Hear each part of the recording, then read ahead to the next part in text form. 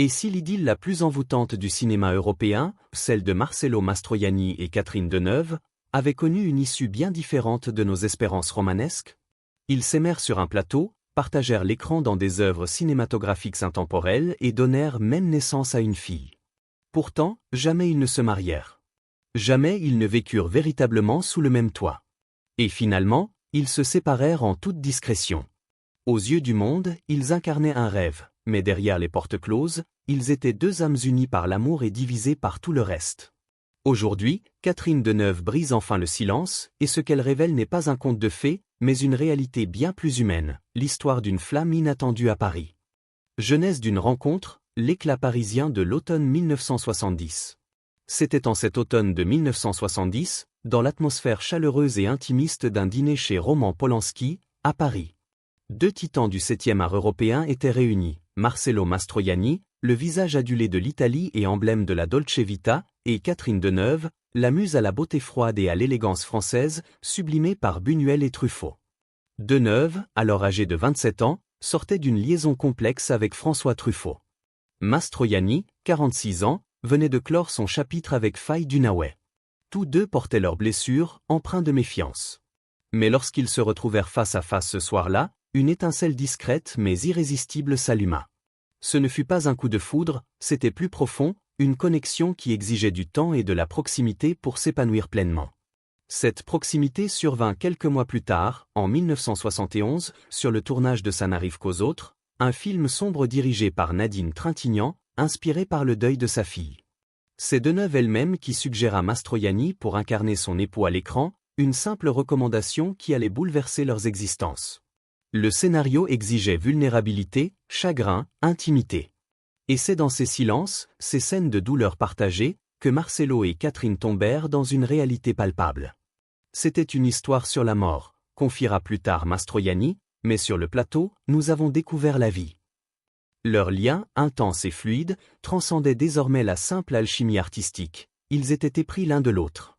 Leur union se consolida sur le plateau de La Grande Bouffe, un film audacieux et sensuel de Marco Ferri, où ils incarnaient un couple explorant une relation complexe, quasi animale, sur une île déserte. La nature provocante de l'œuvre reflétait l'intensité de leur passion authentique. À l'écran, Deneuve devint la « compagne », littéralement l'animal de compagnie de Mastroianni, dans une allégorie de l'isolement et de la domination. En dehors des prises, ils étaient devenus inséparables. Un amour hors norme, le défi des conventions. À cette époque, tous deux étaient encore officiellement engagés ailleurs. Deneuve traversait les affres de son divorce avec le photographe David Bellet, tandis que Mastroianni demeurait marié à l'actrice Flora Carabella, une femme qu'il respectait profondément mais dont il était séparé depuis des années. Élevé dans la foi catholique, Marcello ne divorça jamais. Mais sur le plan émotionnel, il avait entamé un nouveau chapitre avec Catherine. En mai 1972, leur fille, Chiara, naquit à Paris. Sa venue marquait plus qu'une simple naissance, elle symbolisait l'accomplissement de leur union, l'incarnation d'un amour né discrètement mais fermement dans l'ombre du regard public. Marcello ne renia jamais sa paternité, il était ravi. « Je voulais Chiara de tout mon cœur », déclara-t-il. Ce n'était pas une erreur, c'était de l'amour. Avec sa naissance, le secret fut révélé. Les paparazzi les traquaient. Le cœur brisé de l'Italie et la reine du cinéma français formaient le couple le plus captivant du continent, unis par quelque chose de bien plus profond que la seule célébrité. Malgré leur notoriété, ils résistèrent à l'attrait des romances publiques. Ils ne se marièrent jamais, ne s'affichèrent jamais comme une famille traditionnelle. Ils vécurent leur amour avec discrétion et respect mutuel. On les croisait souvent marchant dans les rues de Paris, Marcello poussant la poussette de Chiara, Catherine tenant son bras. Nul besoin de spectacle, leur lien était déjà une légende. Au fil des ans, ils jouèrent dans plusieurs autres films ensemble, chacun ajoutant une nouvelle variation à leur duo cinématographique unique. Dans N'aie pas peur, Ma vie, je t'aime, titre original, Niente di grave et Solo il mio marito, une rare comédie de Jacques Tati, Mastroianni incarnait un homme enceint, une ironie touchante étant donné son bonheur réel d'être père. Puis vint Non toccare la donna bianca, un western surréaliste tourné en plein Paris. Leur alchimie à l'écran restait électrique, même dans les contextes les plus inattendus. Les fissures du rêve, quand l'amour ne suffit plus. En apparence, ils possédaient tout, une passion partagée pour le cinéma, une reconnaissance internationale, et la naissance d'un enfant qu'ils adoraient. Mais des fissures apparurent dès l'arrivée de leur fille Chiara. Devenir parents renforce souvent les liens. Pour Catherine et Marcelo, cela les éloigna. Deneuve, toujours disciplinée et tournée vers l'avenir, aborda la maternité avec la même intensité et la même rigueur qu'elle mettait dans chacun de ses rôles. Elle était pleinement investie, organisée avec précision et émotionnellement présente. Marcelo, en revanche, était reconnu pour sa passivité, son aversion pour la responsabilité et son attachement profond à ses habitudes. Il était paresseux, dira Catherine plus tard. Il se fatiguait rien qu'en me regardant traverser la pièce. Ce que certains prenaient pour du charme, elle finit par l'interpréter comme de l'inertie. Mais il ne s'agissait pas seulement d'un déséquilibre d'énergie. L'obstacle véritable, toujours là, toujours esquivé, était le refus de Marcelo de divorcer de sa femme, Flora Carabella. Flora n'était pas simplement son épouse légale, elle représentait la tradition, l'histoire et une part de l'identité de Marcelo qu'il ne pouvait jamais totalement abandonner. « C'est ma femme aux yeux de Dieu », confia-t-il un jour à un ami. Bien qu'émotionnellement distant depuis des années, Marcelo restait lié à elle par un mélange de culpabilité catholique, de devoir culturel et d'une tendresse persistante. L'Italie, rappelons-le, n'a légalisé le divorce qu'en 1970, et pour les hommes de sa génération, le mariage restait sacré, même si le couple n'existait plus que sur le papier. « Je voulais toutes les rendre heureuses », avoua-t-il en 1987 dans une interview avec David Letterman. « C'était ça mon problème. Quand on en veut trop, on finit par tout perdre. » Carabella, de son côté, ne manifesta jamais de ressentiment envers Catherine. Sa générosité inhabituelle dans un tel contexte révélait la compréhension complexe qu'elle partageait avec son mari. « Je l'ai épousé par passion et je suis resté par tendresse, par affection », confia-t-elle. Ce genre d'amour donne naissance à autre chose. Je n'ai jamais été une ennemie pour ces femmes. Mais Deneuve ne voulait pas être une femme de plus. Elle avait déjà choisi un autre chemin en quittant son mariage avec le photographe britannique David Bailey, dont elle s'était depuis longtemps éloignée. Lorsque Bailey évoqua leur divorce, ce fut sans amertume, mais avec un étonnement amusé, elle m'a appelé et m'a dit « Oh Bailey, c'est fantastique ». J'ai demandé « Qu'est-ce qui est fantastique ?» Elle a répondu « Aujourd'hui on a divorcé ». J'ai dit « C'est fantastique ça ?»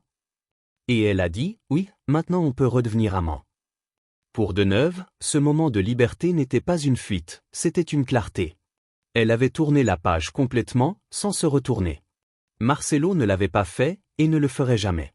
Des années plus tard, Catherine dira simplement « Notre vie ensemble s'est terminée par un échec, et je n'aime pas les échecs. » Mais ces mots n'étaient pas amers, ils étaient honnêtes. Nous n'avions pas la même éducation, les mêmes racines, la même langue. Trop d'obstacles. Ce n'était pas seulement culturel, c'était aussi générationnel. Elle était née dans la France d'après-guerre, dans une société qui commençait à remettre en question les rôles de genre, l'autorité et les traditions. Elle avait grandi avec le féminisme, la nouvelle vague, un cinéma audacieux et introspectif. Lui venait d'une Italie très différente, enracinée dans le catholicisme, méfiante envers le changement, bercée par un confort patriarcal. Elle était dynamique, irrésistible, toujours tournée vers l'avenir. Il était nostalgique, romantique et profondément opposé au bouleversement. Marcelo n'aimait pas changer les choses, dit-elle, même quand elles ne fonctionnaient plus. Avec le temps, leur passion se mua en routine. L'intimité devint habitude, les conversations se réduisirent à des considérations pratiques. La flamme d'autrefois s'éteignit doucement, laissant place à une forme de camaraderie. Il n'y eut ni trahison ni dispute, juste une douce évidence, ce n'était plus de l'amour, pas celui dont ils avaient besoin. En 1975, alors que Chiara n'avait que 3 ans, Catherine prit sa décision. Elle mit fin à la relation, sans larmes, sans ultimatum, mais avec la certitude tranquille de celle qui refuse de vivre à moitié. Pour elle, rester aurait été se perdre lentement dans une version d'elle-même qu'elle ne reconnaissait plus. Elle ne pouvait l'accepter. Marcelo n'opposa aucune résistance, en un sens, il ne le pouvait pas. Ce n'était pas dans sa nature de combattre le changement ni de le poursuivre. Il laissa partir avec la même passivité qui autrefois l'avait séduite. Pas de grands gestes, aucune promesse de quitter Flora. Il retourna simplement à la vie qu'il connaissait, rendant visite à sa fille aînée Barbara, gardant quelques liens avec Carabella et enchaînant des romances qui ne demandaient jamais de véritable transformation. Elle voulait plus, admettra-t-il plus tard, et moi je ne savais pas comment. Et ce fut la vérité finale entre eux. Catherine avait besoin d'un partenaire capable de la rejoindre d'égal à égal dans l'élan et dans l'esprit. Marcelo voulait conserver ce qu'il connaissait, son passé, ses habitudes et le confort discret de l'immobilisme. L'amour transcende la rupture, un lien indélébile. Même après leur séparation, leur histoire demeura exempte d'amertume, de scandale, et sans véritable fin, un type de relation rare qui transcende le romantisme et prouve que l'amour, dans sa forme la plus pure, n'a pas besoin de durer éternellement pour être réel. Ils restèrent présents dans la vie l'un de l'autre, non seulement pour leur fille, mais parce qu'ils comptaient encore profondément l'un pour l'autre. Catherine et Marcelo continuèrent à élever leur fille ensemble, avec une grâce discrète. Malgré des emplois du temps de tournage frénétiques, ils restèrent engagés dans l'éducation de Chiara, ensemble dès qu'ils le pouvaient, toujours en coordination, toujours unis. Il y eut bien sûr des désaccords inévitables, humains, mais jamais au point de briser le lien qui subsistait entre eux. L'un de ces moments que Chiara évoqua bien des années plus tard eut lieu dans une salle obscure à Paris. Le film projeté était E.T. l'extraterrestre, et la petite Chiara éclata en sanglots pendant une scène bouleversante. Ses parents commencèrent à se disputer à voix basse, mais avec intensité. Marcelo voulait quitter la salle, incapable de supporter la tristesse de sa fille. Catherine pensait au contraire que ce moment était important, une étape émotionnelle nécessaire. On est resté, se souvient Chiara. Il ne supportait pas de me voir pleurer. Elle pensait qu'il fallait que je pleure. Des instants comme celui-là simples, intimes, spontanés ou définissent leur relation post-romantique. Ils n'étaient plus amants, mais ils formaient toujours une équipe. Même en public, ils restèrent proches. L'ancien couple apparaissait ensemble dans les festivals de cinéma et lors de cérémonies de récompense. Au César 1993, ils défilèrent côte à côte sur le tapis rouge, dignes et unis, comme si leur passé ne s'était jamais effiloché. Lorsqu'on demandait à Marcelo ce qu'il pensait de Catherine, il ne tarissait jamais d'éloges. « C'est ma meilleure amie », déclara-t-il un an avant sa mort. « Elle me rend encore heureux par son charme et sa présence. » Et Catherine, elle a souvent parlé de la simplicité, de la générosité et de l'humour discret de Marcelo. Elle n'a jamais mal parlé de lui, pas même après leur séparation, bien au contraire. « Marcelo est le grand amour de ma vie », a-t-elle dit, et elle le dit encore, sans drame, mais avec une certitude qui ne vieillit pas. Lorsque Marcelo tomba malade au milieu des années 90, diagnostiqué d'un cancer du pancréas, Catherine fut présente. Elle lui rendait visite régulièrement, lui tenait compagnie dans son appartement parisien de la rue de Sèvres, la même rue où elle choisira plus tard de s'installer à quelques pas de là. « Ce n'est pas par nostalgie morbide, dira-t-elle des années plus tard, cela me remplit de joie. C'est une présence, même dans l'absence. » Le 19 décembre 1996, alors que la neige tombait doucement sur Paris, Marcelo Mastroianni rendit son dernier souffle. Il avait 72 ans. L'homme qui avait incarné le charme italien et la grâce cinématographique s'éteignit dans le silence, entouré non pas de flash ou de foule, mais de quelque chose de bien plus intime, l'amour. À son chevet se trouvaient sa fille Chiara et Catherine Deneuve. Elle tenait sa main pendant qu'il s'en allait, cette même main qu'elle avait tenue sur les plateaux de tournage, dans les chambres d'hôtel, au fil de promenades dans des rues silencieuses. Il n'y eut ni grande déclaration ni mots finaux théâtraux, seulement le silence d'une histoire partagée, une vie entière condensée dans une présence. Mais ce jour-là ne marqua pas la fin de leur histoire. En 2004, lorsque Barbara, la première fille de Marcelo, décéda, Catherine assista à ses funérailles. Aucune annonce dans la presse, aucun hommage mis en scène, juste un geste silencieux de loyauté, de lien, parce que certains liens ne se brisent pas, ils deviennent invisibles, tissés plus profondément dans l'âme. Et ce lien perdure même au cinéma, dans Marcelo Mio. Catherine et Chiara apparaissent ensemble à l'écran, Chiara y incarne une version fictionnelle de son père, Catherine joue son propre rôle. Un film, oui, mais bien plus que cela, un reflet, un hommage de la fille et de la mère, de l'actrice et de la muse, à l'homme qui les a façonnées toutes les deux. Marcelo disait en riant, « Je suis un lâche pour les ruptures, je veux rendre tout le monde heureux. » Mais ce qu'il avait construit avec Catherine n'était pas fondé sur la peur, c'était une transformation. Ils ne se sont pas quittés, ils ont évolué, et ce faisant, ils ont écrit l'une des histoires d'amour les plus silencieuses et courageuses que le cinéma ait connues. Le regard de Chiara, l'amour lointain d'une enfant de légende. Je n'ai vu mes parents ensemble qu'à l'écran, confie Chiara Mastroianni. Pour elle, ce grand amour de légende fut aussi une absence silencieuse. Je n'ai jamais vu mes parents ensemble, a-t-elle répété, jamais, pas une seule fois, même pas un baiser, sauf au cinéma. Née en 1972, Chiara n'avait que 2 ans lorsque ses parents se séparèrent discrètement. Ils avaient été ensemble pendant 4 ans, une romance brève mais intense qui avait enflammé l'imaginaire de la presse européenne. Pour beaucoup, ils étaient le couple d'or du 7e article. Mais pour Chiara, cet amour relevait plus du mythe que du souvenir. Et pourtant, ce mythe fut toujours présent. Les gens pensent les connaître mieux que moi, dit-elle un jour en souriant, et peut-être qu'ils ont raison. D'une certaine manière, j'ai dû apprendre leur histoire comme tout le monde, à travers les films, les récits, les interviews. Mais Chiara n'a jamais nourri de rancune envers cette distance, bien au contraire. Elle porte l'héritage de ses parents avec une forme de tendresse et de fierté silencieuse. Dans les interviews, elle parle d'eux non pas comme des légendes, mais comme des êtres fascinants, imparfaits, profondément humains. Sa mère, elle la décrit comme réservée, farouchement indépendante et secrètement rebelle. On pense qu'elle est froide, elle ne l'est pas. Elle est prudente. Elle est drôle. Il faut juste mériter d'entrer dans son monde. Cette retenue, selon Chiara, est ce qui rend Catherine Deneuve si magnétique à l'écran et si insaisissable dans la vie. Son père, Marcelo, était l'inverse, ouvert, émotionnel, souvent enfantin dans sa joie. Quand je lui ai annoncé que je voulais devenir actrice, il a organisé une fête, raconte-t-elle. Pour lui, c'était comme si j'avais rejoint le restaurant familial. C'est comme ça qu'il voyait le métier, quelque chose de joyeux que l'on partage. Il était, selon ses mots, un homme d'une grande humilité, quelqu'un qui n'a jamais oublié d'où il venait. Et pourtant, Chiara ne se voile pas la face. Marcelo, qui a tourné dans les films les plus provocants de son temps, se montrait étonnamment traditionnel à la maison. Elle se souvient qu'il la grondait pour son maquillage ou ses sorties tardives.